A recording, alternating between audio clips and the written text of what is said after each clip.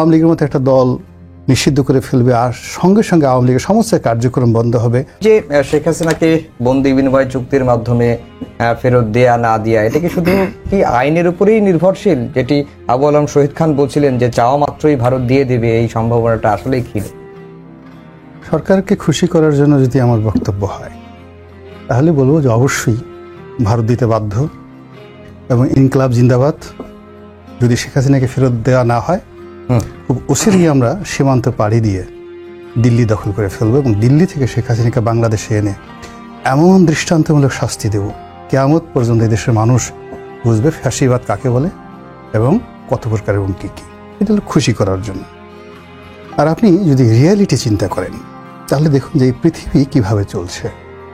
আমরা পৃথিবীর বাইরে কোনো ভৌগোলিক বাস্তবতা বিবর্জিত দেশ নই। গ্রামে জমিদারের বাড়ির পাশে যে দরিদ্র মানুষটি বসবাস করে, তার স্বাধীনতা নিয়ে কিছুই বলার থাকে না। আজকের এই সভ্যতার যুগে, যেখানে আপনি দেখুন ডোনাল্ড ট্রাম্প ক্ষমতা আসার সঙ্গে সঙ্গে তিনি একটা সাগরের নাম পরিবর্তন করে দিলেন, যেটার নাম ছিল মেক্সিকো উপসাগর। কানাডার মতো one of the largest country এবং রিচেস্ট কান্ট্রি, এবং ক্ষেত্র বিশেষে আমেরিকার চেয়ে যাদের পার ক্যাপিটা ইনকাম, তিনি বললেন যে কানাডাকে আমরা আমাদের অঙ্গরাজ্য বানিয়ে ফেলব। এবং কানাডার মতো x prime minister Justin Trudeau তিনি বললেন যে এটা যদি হয় ভালোই, ডোনাল্ড ট্রাম্প ঠিকই বলেছেন। এটার বাস্তবতাটা হলো যে আপনি কখনো অসম যুদ্ধ করতে পারেন না। Reality is that. যেখানে 200 বছর আমরা ব্রিটিশদের দ্বারা শাসিত হয়েছি, যেখানে মোর দ্যান 300 ইয়ার্স আমেরিকা ব্রিটেনের আন্ডারে ছিল, তাদের কাছে স্বাধীনতা পেয়েছে, এখন সেই ব্রিটেনের সবাই আমেরিকার কথা মতো উঠে বসে। এটা হলো রিয়ালিটি। এখন ভারতের যে বর্তমান অবস্থা, one of the third largest economy in the world, military power 5th largest military power in the world. এরপরে আমাদের চারিপাশ দিয়ে তাদের যে অবস্থা, সেই অবস্থার প্রেক্ষাপটে আপনি চিন্তা করুন, আমাদের ভিসা বন্ধ রেখেছে, আমরা চিকিৎসা নিতে সেখানে যেতে পারছি না, একটা পতাকা বৈঠক করব সেই রকম মুরদ আমাদের নেই। That's the reality. আমরা এখানে খুব ভাইব তৈরি করছি, ফাটাই ফেলবো, কেটে ফেলবো, খেয়ে ফেলবো, কিন্তু বাস্তবতা হলো সীমান্তে গিয়ে দেখেন সেখানকার ভারতীয় কৃষকরা ওয়াল তুলে দিচ্ছে, কাঁটাতারে বেড়া দিচ্ছে, আর দূরে দাঁড়িয়ে দাঁড়িয়ে বিএসএফের যারা লোকজন রয়েছে তারা হিন্দিতে নির্দেশ দিচ্ছে, আর আমরা এখানে বসে শুধু চেয়ে চেয়ে দেখছি। তো সেখানে আমি কাগজপত্র পাঠালাম, রেড অ্যালার্ট পাঠালাম। এটা মূলত শেখ হাসিনার যে প্রত্যাবর্তন, সেই প্রত্যাবর্তনে যে চাপ সৃষ্টি হবে ভারতের, তার চাইতে এটা রিভার্স বুমেরাং হয়ে যাবে, সরকারের প্রতি চাপ বৃদ্ধি পাবে। কারণ হলো মানুষের মধ্যে সবচেয়ে বড় সমস্যা হলো আপনি যদি কাউকে সঙ্গে ধোঁকাবাজি করেন, ঠকান, কাউকে বড় কিছু ফুলিয়ে ফাঁপিয়ে দেখান, বেলুন দেখান, ওটার ভার বহন করতে কিন্তু যান চলে যায়। এই সরকার প্রথমে এসে দেখালো যে আমরা খুব বীর, ভারতের সঙ্গে চোখে চোখ রেখে কথা বলবো, বলার সঙ্গে সঙ্গে ভিসা বন্ধ হয়ে গেল। আচ্ছা, আমরা খুব বীর, আমরা ভারত থেকে কোনো কিছু আনবো না, আমরা চীনে এখন গিয়ে সেখানে চিকিৎসা করাবো, পাকিস্তানের সঙ্গে সরাসরি আমরা সেই বিমান যোগাযোগ চালু করবো, ইত্যাদি ইত্যাদি নানা রকম স্বপ্ন। এখন এই প্রতিটি স্বপ্ন এখন রীতিমতো দুঃস্বপ্নে কিন্তু পরিণত হয়েছে। আমরা ভারতের বিকল্প একটা জিনিসও ট্রেড অ্যান্ড কমার্স থেকে শুরু করে মেডিকেল যে ট্যুরিজম, কোনোটাতে আমরা করতে পারিনি। তো না করতে পারার কারণে যারা ভুক্তভোগী, মানে যারা এই মেডিকেল ট্রিটমেন্ট, যেমন একজন লোক বলতেছিলেন যে খুব বিখ্যাত লোক, সরকারি সমর্থক, সে বলছে আমি কথা বলি কি করে, আমি বাংলাদেশে আমার এই চোখটা নষ্ট হয়ে গেছে অনেক আগে, এখন অনেক জায়গাতে আমি গিয়েছি, পরে ভারতের একটা হাসপাতাল এটা অ্যাসার্টেন করতে পেরেছে, এবং সেখানে গিয়ে 3 বছর পর পর আমাকে এটা চেক করে আসতে হয়, এখন আমার ডিউরেশন হয়ে গেছে, আমি যেতে পারছি না। এখন সেই লোক তো কোনো অবস্থাতেই হবে না। এখন যে আশ্বাসগুলো আপনি দিচ্ছেন জনগণকে এবং বলছেন, জনগণ কিন্তু সেটা আপনাকে বিশ্বাস করছে, এটা বিরাট অংশ। এখন এই সরকারের পেছনে তো একটা বিশাল জনসমর্থন আছে, বিশেষ করে তরুণদের একটা জনসমর্থন আছে, তারা খুব ইনোসেন্ট। তারা ডক্টর মোহাম্মদ ইউনূস, এই যে তার 86 বছর বয়স, সারা বিশ্ব নন্দিত একজন বিখ্যাত মানুষ, তার সঙ্গে সঙ্গে যারা পররাষ্ট্র সচিব আছেন, পররাষ্ট্র উপদেষ্টা আছেন, সবাইকে তারা বিশ্বাস করছে যে না, শেখ হাসিনাকে নিয়ে আসা হবে, যেদিন নিয়ে আসা হবে সেই দিন আমরা এয়ারপোর্টে অন্ততপক্ষে 10 লক্ষ লোক তার বিরুদ্ধে অ্যাঙ্গার প্রকাশ করব, যেভাবে আমরা 32 নম্বর ভেঙে চুরমার করে দিয়েছি, ওই দিন আমরা দেখাই দেব যে 15 বছর তুমি আমাদেরকে কি করেছো। এই যে স্বপ্ন তারা দেখছে, যখন দেখা গেল 6 মাস পরে, 1 বছর পরে এই স্বপ্ন বাস্তবায়িত হচ্ছে না, তখন আলটিমেটলি এটা উল্টো তাদের উপর একটা চাপ প্রয়োগ করা হবে। এখানে বাস্তবতা হলো যে রাজনীতি, অভ্যন্তরীণ আমাদের রাজনীতি বাংলাদেশে বিএনপি, আওয়ামী লীগ, জামাতের রাজনীতি একরকম, রাষ্ট্র ক্ষমতা চালানো অন্যরকম, আলাদা। আবার রাষ্ট্র ক্ষমতা দেশের মধ্যে চালানো একরকম, প্রতিবেশীর সঙ্গে সুসম্পর্ক রাখাটা অন্যরকম। আবার গ্লোবালি এখন আপনি ভারতের প্রতি চাপ প্রয়োগ করার মতো ক্ষমতা আমেরিকারও নেই, যেখানে জো বাইডেন সরকারের সঙ্গে তাদের দা কুমড়ার সম্পর্ক ছিল। এখন মিস্টার ডোনাল্ড ট্রাম্প তো তাদের খুব ঘনিষ্ঠ বন্ধু। তো সেই সম্পর্ক যখন দা কুমড়ার সম্পর্ক, তখন তারা আমেরিকান প্রশাসনকে বুড়ো আঙ্গুল দেখিয়ে রাশিয়া থেকে দিদারসে তেল আমদানি করেছে, কিচ্ছু করতে পারেনি। অথচ আমরা এই বাংলাদেশে রাশিয়ার একটা জাহাজ এই আমাদের পরমাণু নিয়ে আসছে বাংলাদেশে, আমরা ভিড়াতে পর্যন্ত সাহস পাইনি, ভিড়াতে সাহস পাই। This is India. তো সেখানে আমরা অনেক কথা, মুখ আছে বলতে পারি, জিহ্বা আছে বলতে পারি, কান আছে আমরা শুনতে পারি, এই পর্যন্তই থাকুক।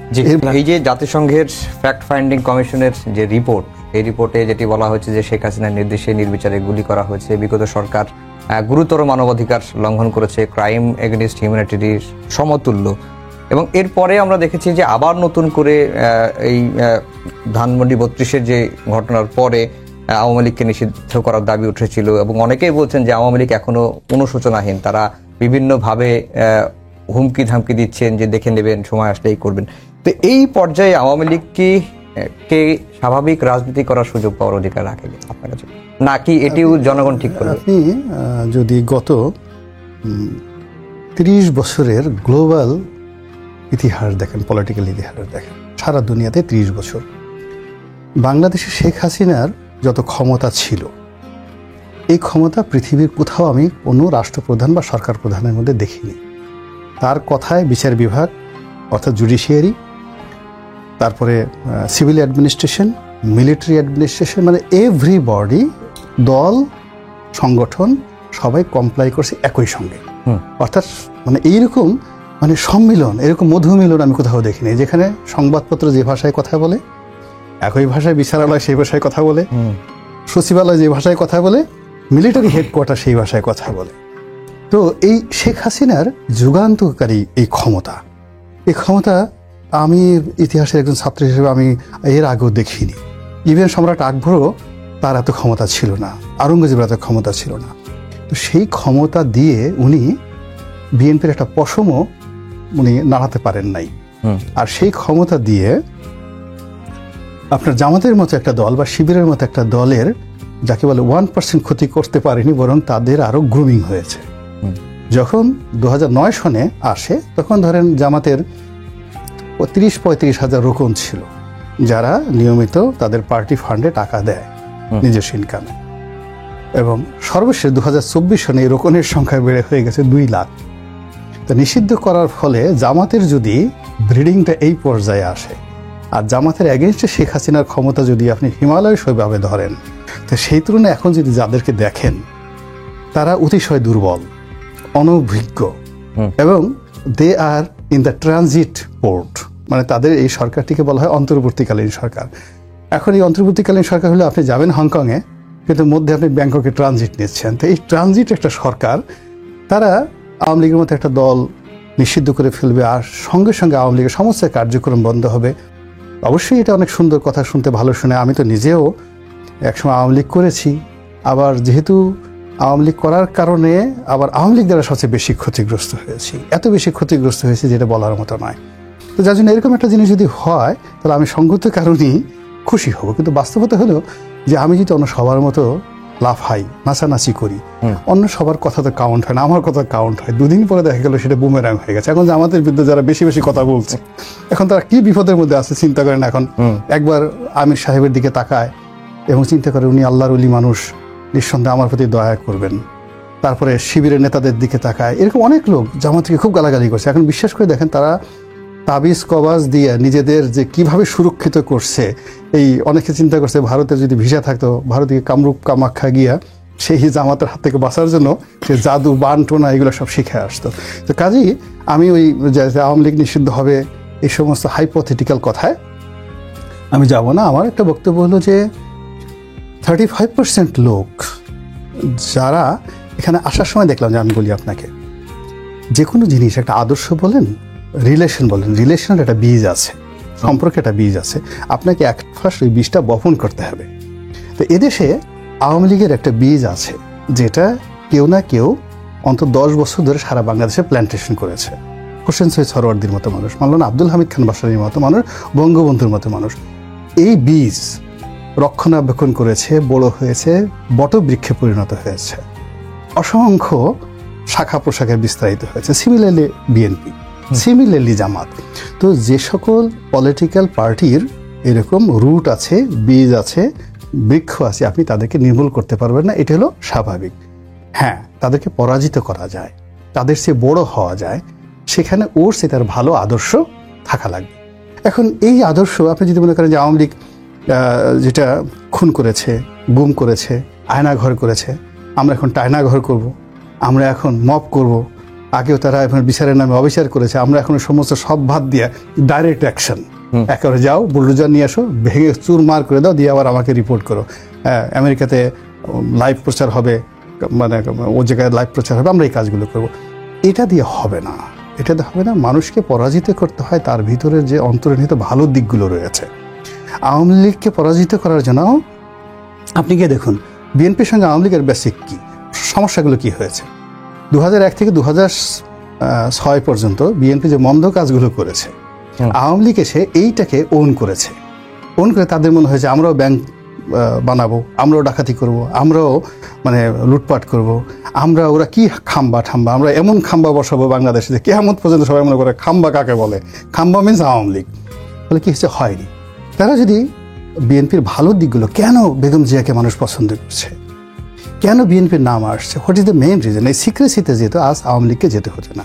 সিমিলারলি এত কিছুর পর আমি এই যে 4-5 জন আওয়ামী লীগের নেতাদের সাথে কথা বললাম, যারা খুব পালিয়ে আছে, খুব ক্ষতিগ্রস্ত হয়েছে, বাড়িঘর সব ভেঙে গেছে, বাড়িঘর ভেঙে গেছে, পালিয়ে আছে, তারপর শেষে ভাই ব্রাদার সব জেলে আছে। কিন্তু দিন শেষে সে বলতেছে শেখ হাসিনার জন্য পেট পুড়ে মায়া লাগে। মন্ত্রী, বড় বড় পর্যায়ে লোক পালাই পালাই এই কথাগুলো বলতেছে। কেন মায়া লাগে? ডক্টর মোহাম্মদ ইউনূসকে বলতে হবে, বুঝতে হবে যে এত ক্ষতিগ্রস্ত হওয়ার পর শেখ হাসিনার জন্য কেন তার দলের লোকজনের মায়া লাগে, আর তাকে দেখলে কেন মানুষের ওই মায়া লাগবে না। এই জন্য তাকে করতে হবে কি, আসিফ নজরুল সাহেব বা রেজওয়ানা আছেন উনি বা অন্যান্য যারা আছেন, তাদেরকে এই মায়ার বন্ধন খুঁজতে হবে যে খালেদা জিয়াকে নিয়ে মায়া কিসের, আমিরকে দেখলে কেন জামাতের লোকজন এত উল্লম্ফন করে, খুশি হয়ে যায়। তারা কেন, তারা আপনি জানেন আমির সাহেবকে বলে উনি হলেন আমিরে জামাত, আর নিজেরা বলেন হলেন আমিরুল মুমিনিন। মানে তারা হজরত উমর রাদিয়াল্লাহু তাআলার মতো খোলাফায়ে রাশিদিন প্রতিষ্ঠা বাংলাদেশে হবে এবং সেটার আমিরুল মুমিনিন হবেন, মুসলমানদের নেতা হবেন, জামাতের হবেন, ওইভাবে তারা রেসপেক্ট করে। এখন আপনি জামাতের এটাকে নিয়ে আপনি টিটকারি করতে পারেন, আগে ওর ওই অন্তরাত্মার মধ্যে তার যে শ্রদ্ধা শুরু হয়েছে ওই জায়গাটা টাচ না করা পর্যন্ত হবে না। তা সিমিলারলি এখন আপনি আওয়ামী লীগকে নিষিদ্ধ করতে পারেন, তারপর ঠ্যাং ভাঙতে পারেন, অপারেশন ডেভিল হান্ট না করে একটা সুরা বলতে পারেন যে অপারেশন ইবলিস হান্ট, একটা বাংলা যেটা মানুষ পাবলিক বেশি করে বুঝবে, বা বাংলায় বলতে যে আমরা আর ওই ডেভিল বলে মানুষ বুঝে না, এজন্য অপারেশন শয়তান হান্ট, হ্যাঁ শয়তান শিকার, তারপর অপারেশন জিন শিকার, অপারেশন পেতনি শিকার, এইভাবে নাম দিয়ে আপনি আরো অনেকগুলো চালাতে পারেন। তারপরে শেষে শেখ হাসিনা জমানাতে অনেক সময় ডাইরেক্ট গুলি করা হয়েছে, আমরা ওইগুলো পরে দেখেছি, বলে যে ওইগুলো হবে না, আমরা ধরে নিয়ে আসবো, আমরা এখন ধরে নিয়ে এসে এই শাপলা চত্বরে টানাবো, টানিয়ে ডাইরেক্ট শুট করব, কিন্তু লাভ হবে না। আদর্শের জায়গাতে, বীজের জায়গাতে, রুটের জায়গাতে আপনাকে আঘাত করতে হবে। একটা বুঝতে হবে আওয়ামী লীগ কেন এত পপুলার হয়েছে, মুসলিম লীগের এগেনস্টে কেন সে পপুলার হয়েছিল, ওই প্রেক্ষাপটে ইন 1952, 53, 54 ওই প্রেক্ষাপটটা বিবেচনা করতে হবে। তদুপ 2024-25 সনটাও বিবেচনা করতে হবে যে কেন। জি রনি ভাই, আপনার কাছে